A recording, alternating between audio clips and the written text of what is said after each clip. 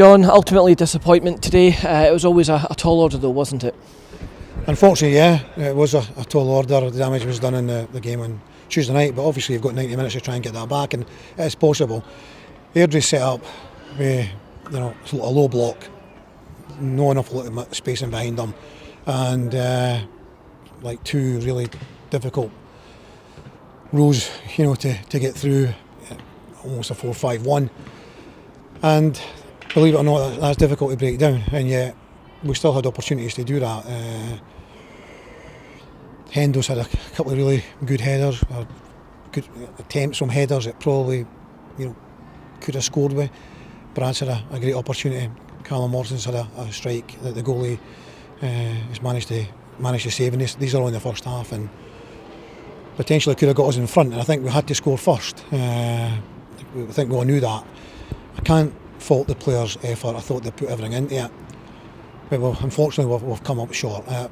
Over the season, I think that the players have done really, really well. I think it's very easy right now.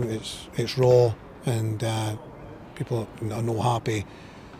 But we have to look back at where we were and what we've done, and if we're going back to the very start with the League Cup group, getting through that, and the good night here against Hibs, and then the Scottish Cup run. The Scottish Cup run has brought in finance to the club that the club desperately needs, and the players have been magnificent through that.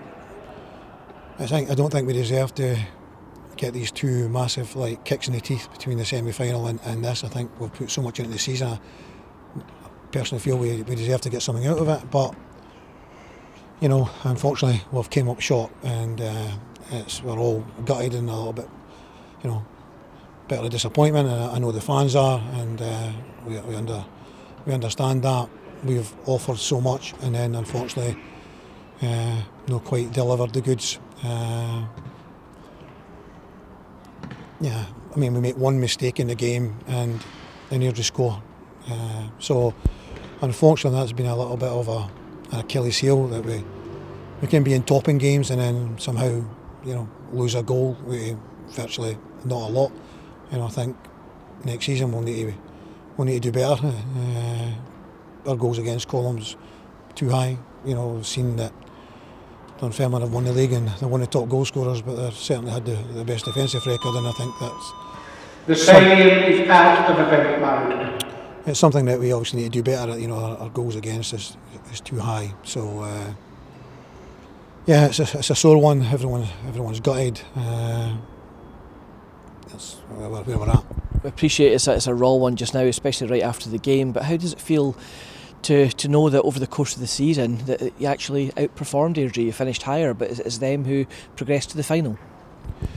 Yeah, unfortunately you can't see this happening. I seen it last night at Sheffield Wednesday game. Sheffield Wednesday I think it was 19 points ahead of Peterborough, and Peterborough beat them 4-0. So Queen's Park, obviously they finished fourth last year, and got up. It's hitting at the right time, isn't it? It's hitting them at the right time. It's getting into form at the right time. Airdrie are banging for them, and they played particularly well the other night. We didn't defend the box, and we made individual errors, and we got punished. There was 4 set plays, 2 corner kicks. We're all defenders at corner kicks. We're all defenders. The free kick where the ball breaks, that shouldn't happen. Their first goal, from their point of view, it was a really good goal. And then the penalty kick, again, it was poor defending to give away the penalty kick. So it's being in form when you get to the playoffs. Obviously, the best way to get up is to win the league. Dunfermline had a great league campaign, and so when you get to this point, you need to be banging for them. And unfortunately, as I say, the other night the damage was done, and that can happen as players. You have one bad defensive performance, and it comes back to bite you. You appreciate you're mentioning trying to keep the back door shut, basically, with the goals against column was too high this year. I also appreciate it's going to be dependent upon what budget you're given by the board over the summer, but what kind of level of change do you expect within your squad over the summer? Yeah, we've got a lot of players already signed up in 2-year contracts,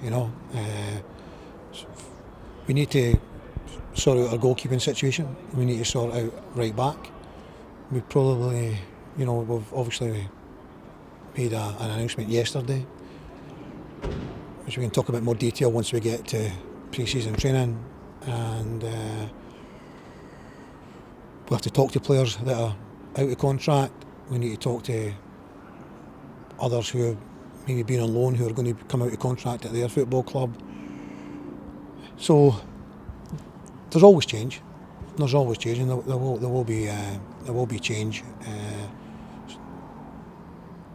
Not like massive changes, but I think when we came in last year, I think it was 13, 14 players in contract, and it only left so much of the budget, and so you could only do so much. I think people have to realise that. I think with what we had left, I'm not going to blow our own trumpet. It's a bad time to do that. I understand that, but we also got to realise where we were a year ago, and where we've come in with the money that we had to spend.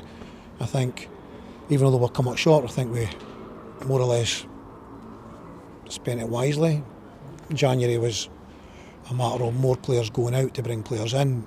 We didn't use up any of the budget really that we got in the summer in January. We tinkered with things, and now we have got the second phase of the rebuild. When we came here, it was described as a rebuild, and you could only do so much with the budget that we had.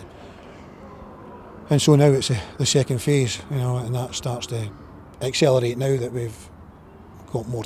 The recruitment goes on all through the year, and you're looking all the time. But now, as we have done, we've already got, player under contract, pre-contract, and we're very close to another one. And then, then we now need to accelerate talking to our own players, and then finding out where we are and filling the gaps. But I've already mentioned, we need to tidy up our goalkeeping area. The right backs are a must, probably in central midfield area, and depending on who signs, in the wider areas as well as up top. And just finally, John, at the end of your first year at the club now, do you have a message for the fans? Yeah, we know how disappointed they are today, and but I think they've got to reflect on where we were and where we've come to, and I thought we played some great football throughout the season. We have to use the disappointment as motivation to go on and try and win the league next year, and not get dragged into playoffs. That's going to be our aim. Said when we came here that we didn't want to be in League One. We've given it a go. Unfortunately, we've came up short, but I don't think we're a million miles away. Like Airdrie, that team's been together for 2 or 3 years. We've really just put this team together, and we knew that there would be more work to get done, and unfortunately that's how it's turned out. Well, watch this space. John, as always, thanks for your time. Right, thank you.